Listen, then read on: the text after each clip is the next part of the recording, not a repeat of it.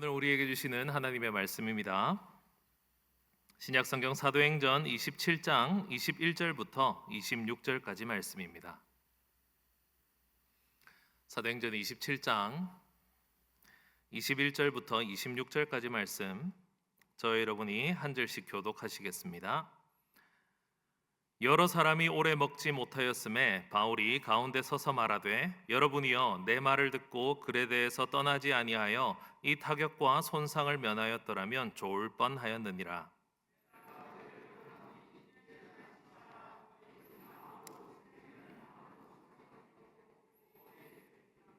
내가 속한 바 곧 내가 섬기는 하나님의 사자가 어젯밤에 내 곁에 서서 말하되,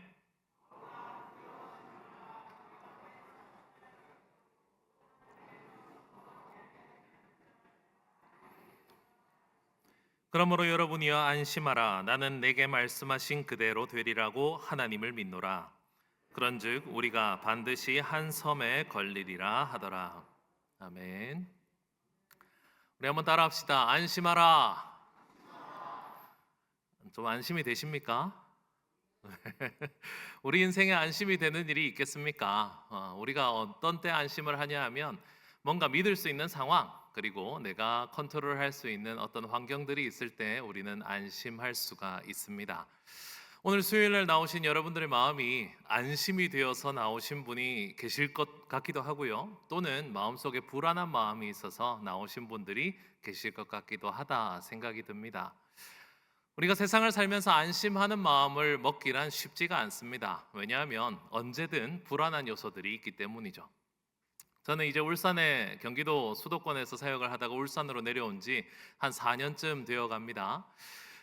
이제 좀 울산 날씨에 적응이 돼 버렸습니다. 그래서 수도권에 있을 때 영하 15도, 영하 20도 이런 날씨에서도 코트 하나 입고 다니던 제가 지난달에 롱패딩을 하나 샀습니다. 네. 이 롱패딩이 하나 있으니까 말이죠, 오늘같이 영하 4도, 5도 이렇게 되는 날씨에 안심이 되는 거 있죠. 교회를 나가는데 너무 안심이 됩니다. 왜요? 저에게는 롱패딩이 있으니까. 이거 입고 나가면 괜찮겠지라고 생각을 하면서 요즘 열심히 입고 있습니다. 그런데 제가 간과했던 부분이 하나 있더라고요. 제가 롱패딩을 입으면 어떻게 보일지에 대해서는 전혀 생각을 하지 못했었습니다. 이 롱패딩을 입고 다니니까 말이죠, 이 다운동, 이 골목, 이 운곡 안길을 걸어 다니는 뭔가 시커멓고 거대한 형상의 물체가 확 지나가는데 만나는 사람마다 움찔움찔 놀라십니다. 시커먼 사람이 요만큼만 딱 내놓고 안녕하십니까 이렇게 하니까 다들 놀라시더라고요. 여러분 놀라지 마십시오. 저는 안심이 되었으나 다른 사람을 불안하게 만드는 이상한 옷을 하나 가지게 되었습니다. 오늘 설교 마치고 나갈 때도 제가 그렇게 나갈 겁니다. 여러분 미리 놀라지 마시라고, 안심하시라고 말씀을 드리는 내용입니다. 우리는 뭔가 안심되는 상황, 뭔가 마음이 평안하고 안정이 되는 것 같은 상황 가운데서도 결국에는 우리 마음 한편에 불안함과 걱정거리가 남아 있습니다. 왜냐하면 이 상황이 언제나 우리가 생각되는 대로, 생각하는 대로 흘러가지 않기 때문이죠. 그리고 우리가 예상했던 범위를 넘어서는 어떤 큰 사고가 일어나면 이 안심되는 마음이 완전히 무너지기도 합니다. 오늘 본문에 있는 내용이 그런 이 사람들의 마음이 완전히 무너지는 경우에 대한 이야기입니다. 굉장히 참혹하기도 하고 좀 우울하기도 한 내용인데요, 오늘 본문 사도행전 27장 내용 전반적으로 좀 훑어가면서 어떤 일이 있었는가에 대해서 한번 훑어봅시다. 사도 바울이 가이사랴에서 재판을 받았습니다. 그리고 그 재판을 받고 나서 항소를 해서 이제 로마로 가야 하는 때가 되었습니다. 그래서 가이사랴에서 출발을 해서 배를 타고 로마로 가고 있는데요, 이 바람이 너무 많이 부는 거예요. 그래서 이 배를 위쪽으로, 좀 더 북쪽으로 올려야 함에도 불구하고 실패합니다. 그래서 그레데 섬이라고 하는 곳으로 남쪽으로 좀 내려와서 이 섬을 끼고 항해를 시작하였습니다. 그래서 겨우겨우 돛을 잡아서 한 항구에 도착을 했는데요, 이 항구의 이름은 미항입니다. 뭔가 아름다운 항구였기도 하고 좀 좋은 항구라고 이름은 붙었지만 이 미항이라고 하는 항구가 그렇게 크고 좋은 항구는 아니었던 것 같습니다. 문제는 이때 시기입니다. 이 미항에 도착했던 시기가 이 10월 중순쯤 되었습니다. 오늘 읽진 않았지만 사도행전 27장 9절 말씀에 보면 그 당시에 지금 10월 중순쯤 금식하는 절기가 지났기 때문에 10월 중순쯤 되었다라는 것을 예상을 할 수 있는데요. 문제는 지중해 바다가 11월 초가 되면 바람이 어디서 불지 모르는 굉장히 험한 바다가 된다는 겁니다. 그래서 지중해 주변에 있는 사람들은 11월 초부터 2월 말까지는 아예 항해를 금지했습니다. 이때 배를 탄다는 건 자살 행위와 같다라고 이야기할 정도로 바다가 무서운 시기였습니다. 그런데 애매하죠. 10월 중순쯤 되는 때 미항에 겨우 도착을 했는데 문제는 이 미항이 그렇게 좋은 항구가 아니라는 겁니다. 이 미항에서 10월 중순부터 내년 2월까지 버텨야 하는데요. 여기는 숙소도 제대로 없고 뭔가 놀거리도 제대로 없고 먹을 것도 제대로 없는 거예요. 이걸 어떻게 좀 비유를 할까 하다가 지도를 살펴봤더니 이 울산항에서 좀 남쪽으로 가보니까 거기 기장이 있더라고요. 요즘은 기장이 굉장히 많이 발전해서 좀 안 맞을 수 있지만 여러분 한 20년 전 기장을 생각해 보시기 바랍니다. 제가 20년 전에 부산에 살았거든요. 친구들이랑 가끔 기장을 가면 거기에 볼 게 딱 하나 있었습니다. 뭐냐 하면 멸치를 파는 횟집이었죠. 그래서 이 기장에는 먹을 것이 멸치밖에 없었습니다. 그래서 기장에 뭐 하러 가느냐? 주로 낚시하러 가고 멸치회 먹으러 갔었습니다. 이 기장 항구에서 조금만 눈을 이렇게 위로 돌려보니까 한 직선거리 40km 위에 좋은 항구가 하나 있는 거예요. 울산항이라고요. 야, 이 울산항에 도착하면 태화강도 있고 울산 동구 이 대왕항 공원도 있고 울산에서 좀 안쪽으로 들어오면 뭐가 있습니까? 울산 중구의 자랑, 울산 시민교회까지 있는 거예요. 그러니까 야, 이 울산항까지만 가면 참 좋겠다라는 마음을 먹었습니다. 그 당시 미항이라고 하는 이 항구에서 직선거리 70km 정도 가면 베닉스라고 하는 항구가 있었습니다. 이 베닉스라는 항은 훨씬 크고 또 겨울을 나기에 즐거운 것들도 많고 먹을 것도 많은 아주 좋은 항구였죠. 이 미항에서부터 베닉스 항까지 이동을 할까 말까 고민을 하던 와중에 이 배가 이동을 하기로 결정합니다. 왜요? 이 좁은 곳에서 3개월, 4개월을 버티지 말고 저 좋은 항구에서 우리가 시간을 보내도록 하자. 그 거리가 70km밖에 되지 않았습니다. 이 당시에 곡물을 실었던 배가 속도가요, 시속 7km 정도 됐거든요. 그러니까 몇 시간만 가면은 도착합니까? 10시간만 가면 되는 거예요. 배가 출발해서 10시간만 가면 3개월이 편해지는 겁니다. 그렇게 해서 이 배를 타고 10시간만 가자라고 하면서 출발을 합니다. 아이고, 남쪽에서 따뜻한 바람이 막 불어오는데 얼마나 배가 잘 가는지요. 야, 봐라, 이 얼마나 좋으냐라고 하면서 잘 출발을 하던 배가 갑자기 유라굴로라고 하는 광풍을 만납니다. 그 당시에 유럽의 북동쪽에서 불러 내려오던 광풍인데요. 이 광풍은 이름 그대로 정말 광풍이었습니다. 이 바람이 얼마나 심하게 부는지 이 70km, 고작 10시간 배 운행을 하지 못하고 난파당합니다. 그래서 그 배가 흘러서 14일 동안 표류를 한 뒤에 저 멀리 있는 멜리데라고 하는 섬으로 표류하는 이야기가 나오는 겁니다. 이 멜리데 섬까지 흘러가는 이 14일의 과정이요, 정말로 고통스러웠습니다. 오늘 읽진 않았지만 오늘 본문에 보면 20절에 보시면요, 이 배에 탄 사람들이 이런 상황이었습니다. 해도 안 보입니다. 별도 안 보입니다. 캄캄한데 파도는 계속 치는 거예요. 여러분, 이 배가 그렇게 큰 배가 아니었습니다. 한 40m 정도 되는, 그리고 안에 한 사람은 한 200명, 300명 정도 태울 수 있는 배였는데요. 이 배가 이 빛도 없고 별도 보이지 않는 가운데, 캄캄한 가운데 파도가 얼마나 치는지 이 안에 있는 사람들이 살 소망이 없어질 정도로 고통 가운데 14일을 버티다가 멜리데 섬에 도착하는 이야기가 나옵니다. 이런 상황, 내가 안심할 수 없고 내가 다행으로 생각하고 예상하고 계산할 수 없는 이 모든 상황 가운데에서 오늘 본문에 바울이 여기 있는 사람들을 향해서 외치는 말이 있습니다. 그게 바로 안심하라입니다. 이게 왜, 어떻게 하면 이런 고백을 할 수 있고 이런 말을 이 사람들에게 던질 수 있었을까? 오늘 본문을 통해서 그 이유를 한번 알아볼 수 있었으면 좋겠습니다. 먼저 우리가 짚어야 하는 것은요, 우리는 왜 안심하지 못하는가입니다. 이 일이 일어난 원인을 한번 살펴봅시다. 불편함을 피해서 눈앞에 있는 이 어려움을 피해서 조금만 가면, 그죠? 조금만 가면 10시간만 가면 나의 미래가 훨씬 더 평안하고 행복한 길이 있으리라 판단했기 때문에 이 일이 생겼습니다. 바울은 가지 말자고 그랬습니다. 바울은 미항에 그냥 있자고 했습니다. 하지만 거기 있는 사람들이 전부 다 베닉스 항으로 가야 한다고 이야기했습니다. 왜요? 눈앞에 보이니까요. 여러분, 70km는 생각보다 먼 거리가 아닙니다. 사람이 걷고 물론 군장을 해서 이렇게 걷는다 하고 또 이 짐을 많이 싣고 걸으면, 고생해서 걸으면 한 이틀 정도 걸리는 거리, 눈앞에 보이는 거리. 야, 이 정도면 걸을 만한데? 하루 정도만 고생하면 3달이 편한데? 이 눈에 보이는 이 가능성을 쫓아서 이들이 그 베닉스 항을 선택했기 때문에 일어나는 일이었다는 겁니다. 그냥 선택한 것은 아니었습니다. 그냥 내가 편하자고, 내가 더 좋은 결과를 낳자고 아무런 근거 없이 선택한 것이 아니었죠. 그 당시에 정말 믿을 수 있는, 안심이 되는 메시지가 하나 있었습니다. 그게 바로 11절에 나오는 말씀인데요. 사도행전 27장 11절에 보면요, 두 사람이 이 베닉스 항을 가도 된다고 선언하고 있습니다. 한 명은 선장이었고요, 그 다음은 선주였습니다. 누굽니까? 이 배를 운행하는 선장, 이 배의 주인인 선주, 이 두 사람이 괜찮대요. 가자입니다. 여러분, 생각해 보십시오. 평생 그냥 말만 하고 설교만 하고 글만 쓰던 바울이고요, 지금 현재 구금되어서 이 항소를 해서 잡혀가는 약간 노예 비슷한 신분의 바울과요, 배를 항상 이 지중해에서 몰고 그 지중해 파도를 휩쓸면서 다니던 그 배의 주인인 선장과 선주요, 누구 말을 믿을 수 있겠습니까? 사람들은 당연히 믿을 만한, 내가 안심될 만한 말을 선택했다는 겁니다.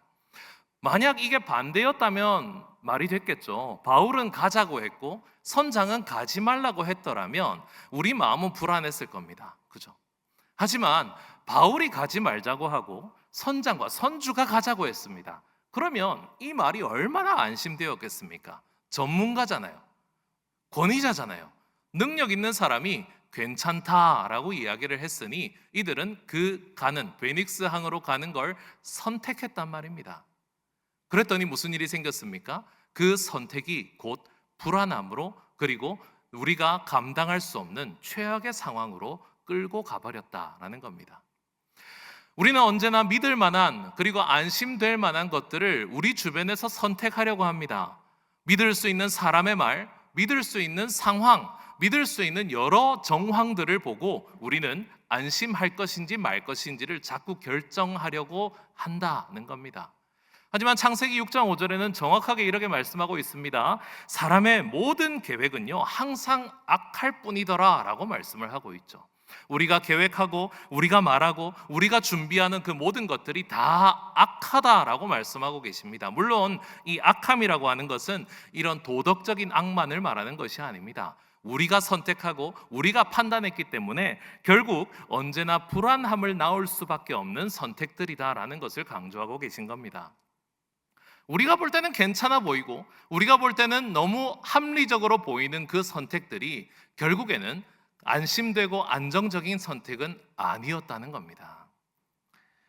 우리 삶은 항상 손에 잡힐 것 같습니다.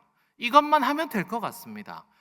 이것만 하면은 우리 삶이 완전 풀릴 것 같아요.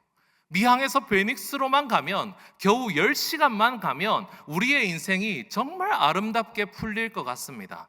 남들이 다 된답니다. 그렇게 하니까 괜찮다고 합니다. 그래서 그걸 선택했더니 어떻게 된다고요?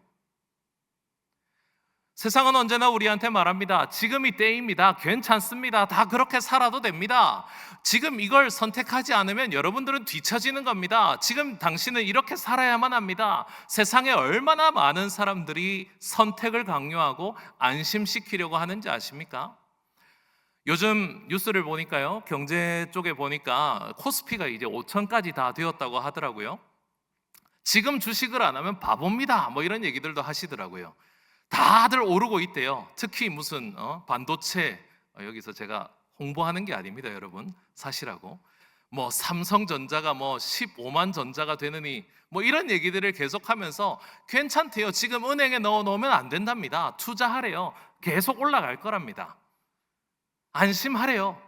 그게 옳다고 합니다. 자녀들을 교육합니다. 자녀들 공부 잘하면 괜찮다고 합니다.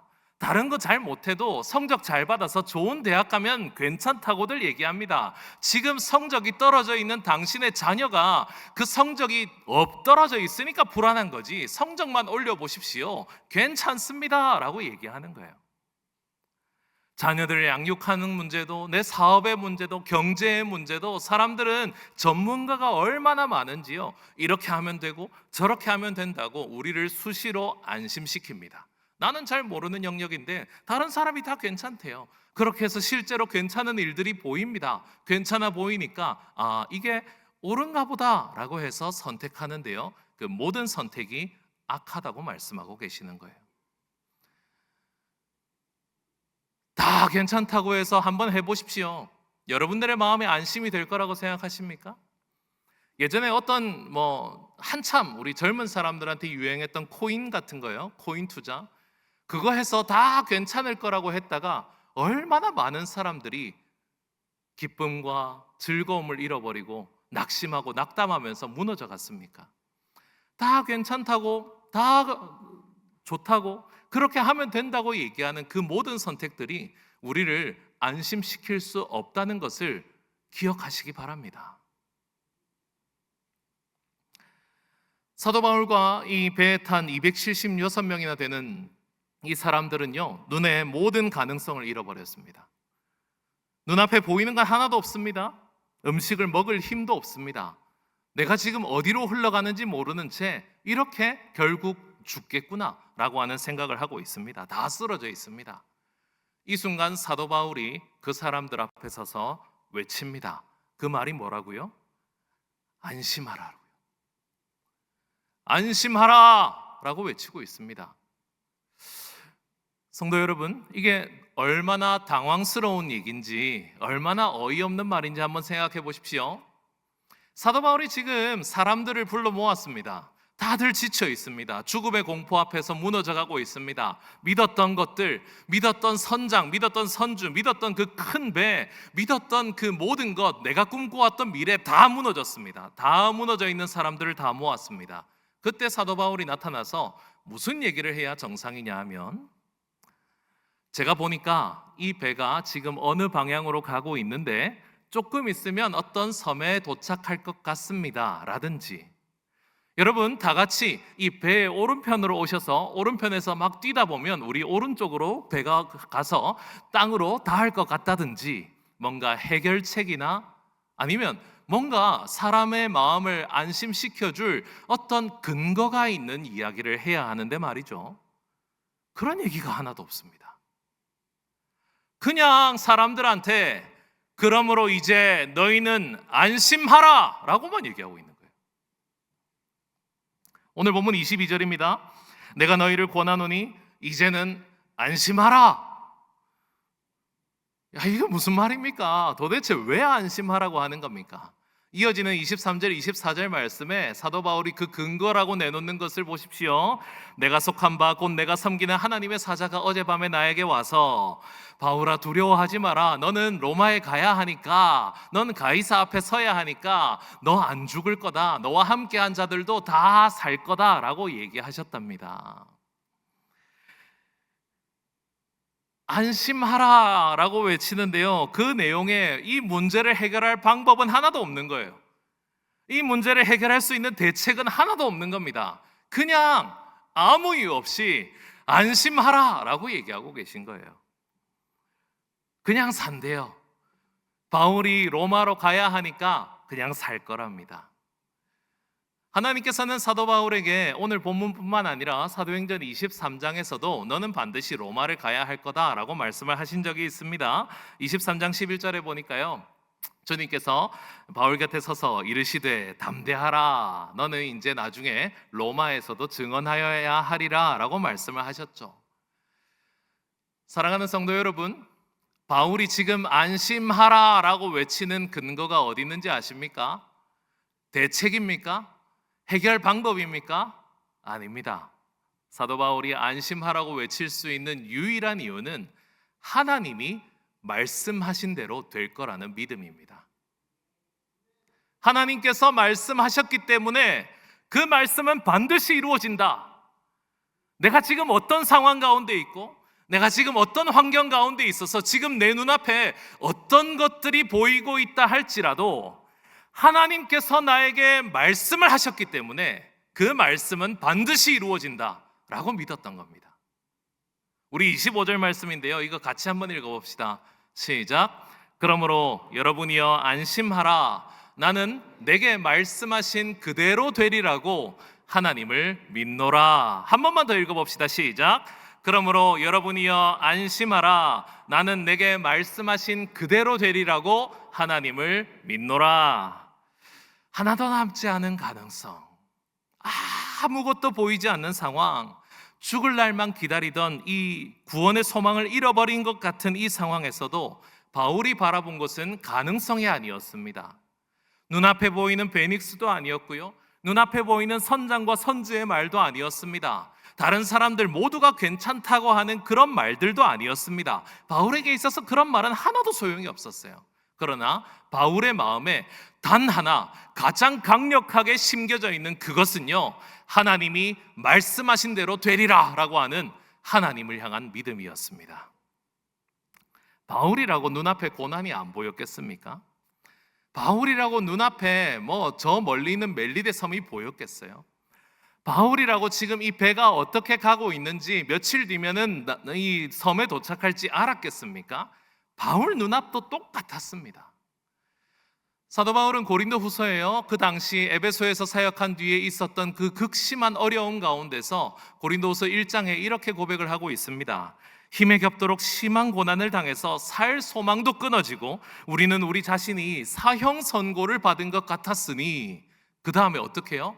이는 우리로 자기를 의지하지 않고 오직 죽은 자도 다시 살리시는 하나님만 의지하려게 하심이라.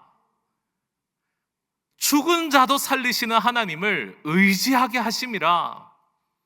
사도 바울이 믿었던 것은 눈앞의 환경이 아니었습니다. 사도 바울이 붙들었던 것은 내 앞의 가능성이 아니었습니다. 죽은 자도 살리시는 하나님이었고 그 하나님의 말씀이었음을 믿으시기 바랍니다. 그러면 성도 여러분, 이 하나님의 말씀을 어떻게 그렇게 강하게 믿을 수 있었을까요? 사도 바울이 어떻게 그렇게 강하게 붙들고 있을 수 있었겠습니까? 오늘 아까 읽었지만 하나 제가 안 언급하고 넘어갔던 부분이 하나 있습니다. 오늘 본문 23절 앞부분에 보니까요, 이렇게 되어 있습니다. 내가 속한 바 곧 내가 섬기는 하나님. 사도 바울은 지금 뭐라고 고백하고 있습니까? 내가 속한 바, 내가 섬기는 하나님께서. 사도 바울은 지금 자기 자신이 하나님의 말씀을 믿을 수 있는 그 근거가 어디 있냐면 내가 하나님께 속해 있다라고 고백을 하고 있다는 거예요. 내가 하나님에게 속해 있다, 내가 속한 바, 내가 하나님을 섬기고 있기 때문에 나는 하나님의 말씀을 믿노라 라고 고백을 할 수 있는 거죠. 우리라고 하나님 말씀을 많이 안 들었겠습니까? 우리라고 하나님이 우리에게 주시는 이 수없이 많은 말씀들과 설교들이 얼마나 많았겠습니까? 그러나 그 말씀이 왜 우리에게 확신이 되고 믿음이 되고 하나님이 말씀하신 대로 되리라, 하나님께서 안심시켜 주신다고 우리가 강하게 붙들지 못하는지 아십니까? 왜 그러는지 아십니까? 하나님께 속해 있다는 그 믿음이 약해서 그렇습니다.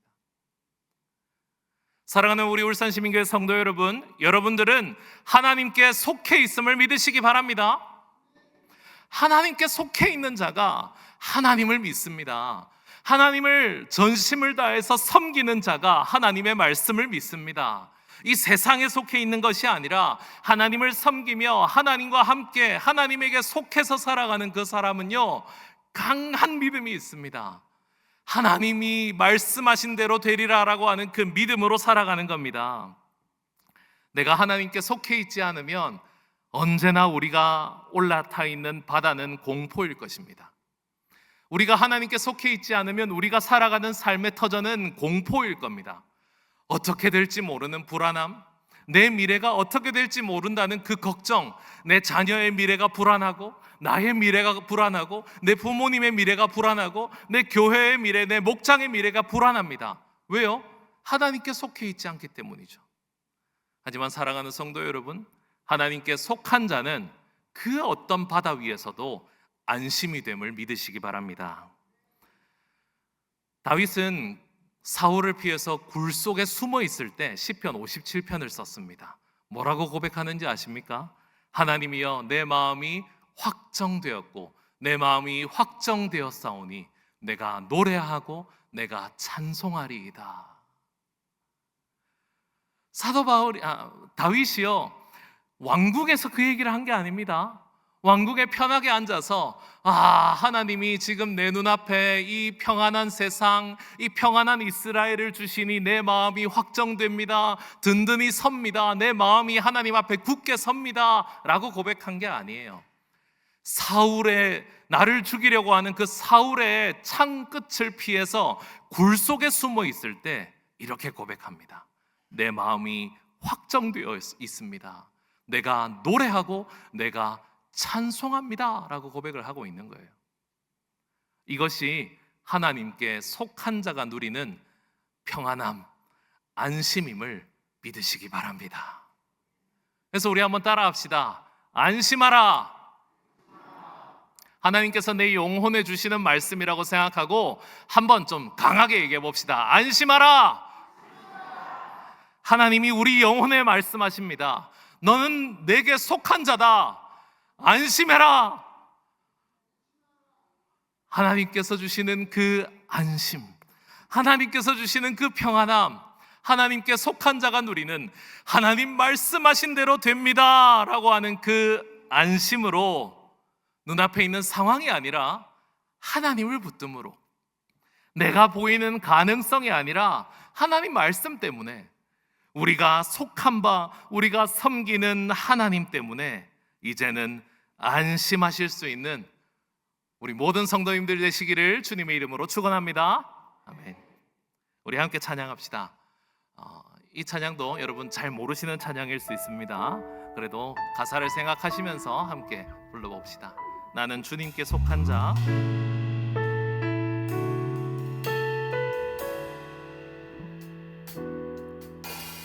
이 땅에 내 삶이 비록 버겁더라도 주님의 선하심 나 믿으며 가리. 이 작은 자통에 주가 이뤄 가시니 감사로 사는 삶 나 살기 원하네. 내 삶의 시간 속에 주 일하시네. 내 모든 여정 속에 함께 하시네. 깊고도 크신 주의 영광을 나 보리라. 위대하신 주 나는 주님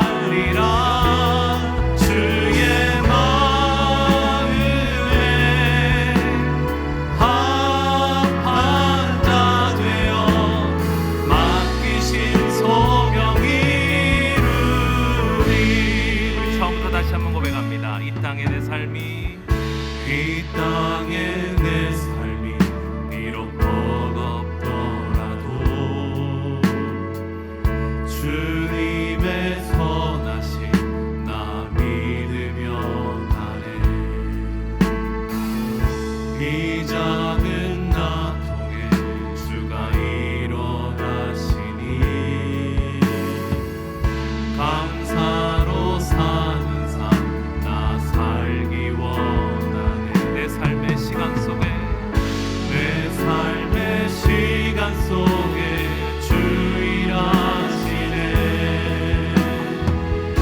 내 모든 여정 속에 함께 하시네. 깊고도 크신 주의 영광을 나 보리라. 위대하신 주 나는 주님께 속한 자 되어 주의 나라 위에 전심으로 살리라. 주의 마음에 합한 자 되어 맡기신 소명이 이루리.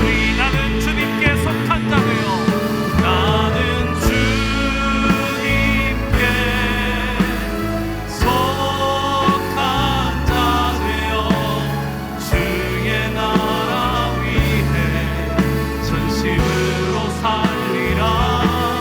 주의 마음에 합한 자 되어 맡기신 소명이 이루리. 우리 말씀을 기억하며 함께 합심해서 기도합시다. 우리 눈에 보이는 현실과 가능성이 아니라 하나님 때문에 안심하게 하여 주시옵소서. 내가 속한 바, 내가 섬기는 하나님을 분명히 알게 하여 주시옵소서. 광풍 같은 현실 속에서도 마음이 확정되어 안심하며 사는 자 되게 하여 주시옵소서. 우리 주님을 향한 믿음으로 우리 주님 이름 부르시고 함께 합심하여 기도합시다. 주여,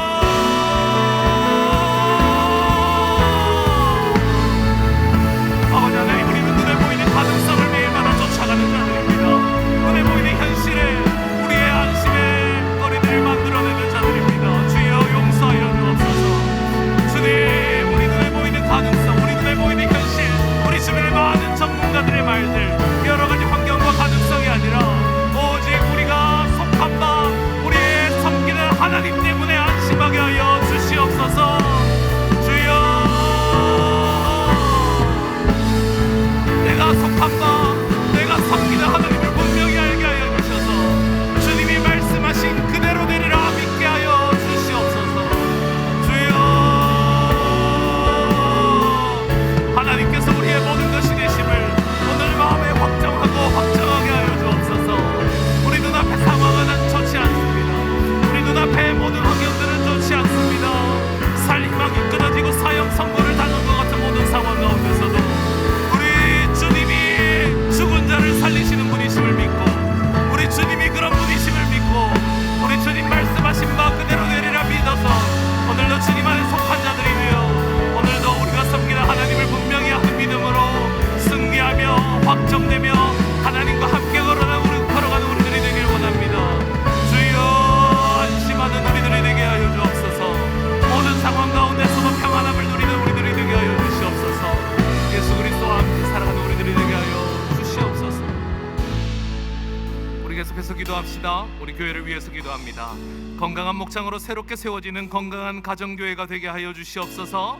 또한 오늘 기도회 이후에 있을 예결산 공동의회가 하나님께서 기뻐하시는 모임이 되게 하여 주시옵소서. 또한 이번 주 토요일에 있을 오나성 로마서를 통해서 다음 세대와 성도들이 말씀의 은혜를 풍성히 누리는 시간이 되게 하여 주옵소서. 우리 하나님께서 우리 울산시민교회를 붙들어 주실 줄 믿습니다. 모든 사역 가운데 하나님이 함께하여 달라고 우리 주님 이름 부르시는 후에 함께 합심해서 기도합니다.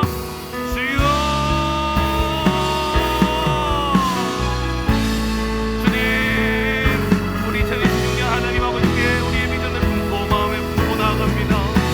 모든 건강한 목장들로 세워지는 새롭게 세워지는 우리 울산시민교회 건강한 가정교회가 되는 한 해가 되게 하여 주시옵소서. 주님, 우리 목장들을 붙드시옵소서. 하나님께 속한 바 된 목장들이 다 되게 하여 주시고 하나님께 속한 바 된 모든 목자 목녀 목부 우리 모든 목원들이 다 되게 하여 주시옵소서.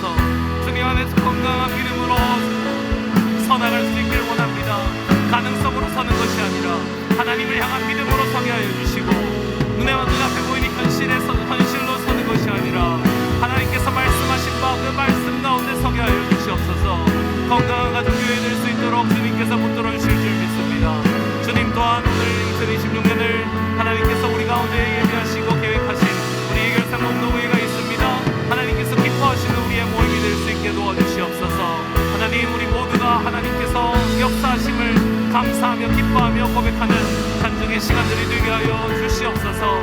또한 이번 주 토요일에 오나성이 있습니다. 주님, 우리 모든 가족들이 함께 하나님의 말씀을 듣고 읽으며 다음 세대와 성도들이 말씀의 은혜를 풍성히 누리는 시간이 되게 하여 주시옵소서. 주님께서 우리에게 무엇을 말씀하셨는지 그 말씀하신 바대로 이루어진다는 것을 믿는 믿음으로 나아가는 시간들이 되게 하여 주시옵소서. 주님, 함께 하실 줄 믿습니다. 우리의 교회가 믿음으로 서게 하여 주시고 우리의 교회가 하나님을 향한 믿음으로 나아갈 수 있도록 도와주시옵소서. 주여, 함께 해주실 줄 믿습니다. 주님, 우리 찬양합니다. 오직 믿음으로 내가 살리라. 오직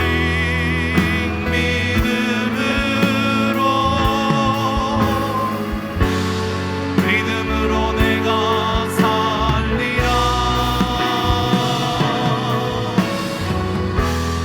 오직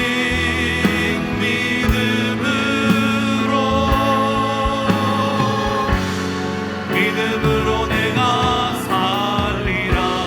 오직 의인은 믿음으로 말미암아. 오직 의인은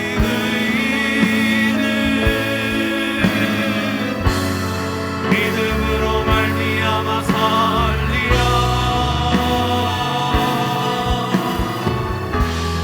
오직 의인은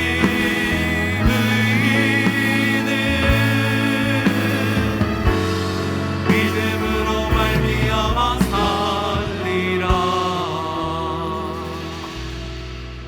우리 시간에 믿음으로 함께 기도합시다. 우리 모두 환우들을 위해서 기도합시다. 하나님께서 말씀하셨습니다. 하나님께서 살리시리라 말씀하시고 회복시키리라 말씀하셨습니다. 주님께서는 죽은 자를 살리시는 분이십니다. 우리의 믿음을 잃지 않고 기도하길 원합니다. 우리 울산시민교회 모든 환우들을 위해서, 눈물로 기도하는 우리 모든 환우들을 위해서 우리 주님 이름 간절히 부르신 후에 함께 합심하여 기도합니다. 주여,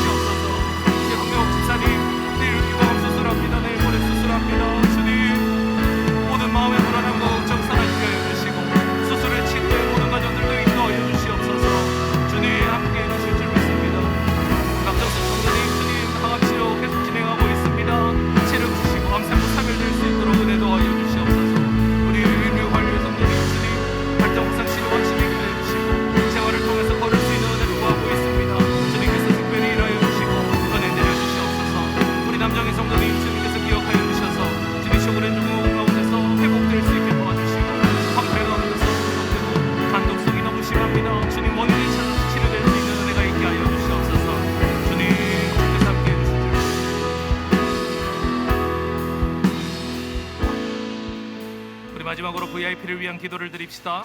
목장을 통해 VIP들이 하나님께로 돌아오는 은혜가 있게 하여 주시옵소서. 예수님 영접 모임을 통해서 VIP들이 세례를 받아서 하나님의 백성이 되는 은혜를 누리게 하여 주옵소서. 세가족부 성기에 힘을 더하시고 은혜를 풍성히 부어 주시옵소서. 우리 주님 이름 부르신 후에 우리의 잃어버린 영혼들을 위해서 기도하시겠습니다.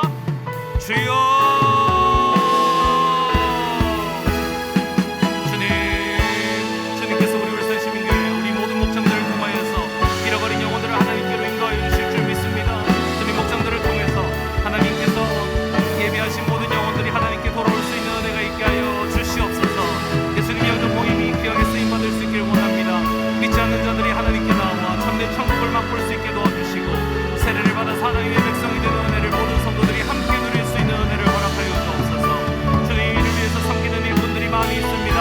세가족부 섬김에 힘을 더하여 주시고 은혜를 풍성히 부어주셔서 이 모든 사역들이 영혼을 구원하여 제주 3년 일에 아름답게 쓰임받을 수 있도록 주여 도와주시옵소서.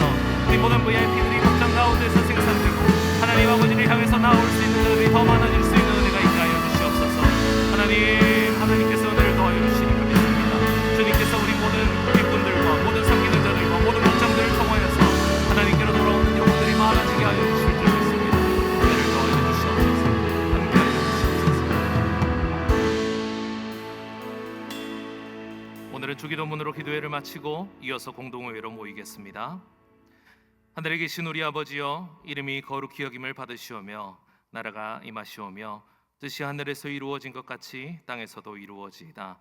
오늘 우리에게 일용할 양식을 주시옵고 우리가 우리에게 죄 지은 자를 사하여 준 것 같이 우리 죄를 사하여 주시옵고 우리를 시험에 들게 하지 마시옵고 다만 악에서 구하시옵소서. 나라와 권세와 영광이 아버지께 영원히 있사옵나이다. 아멘.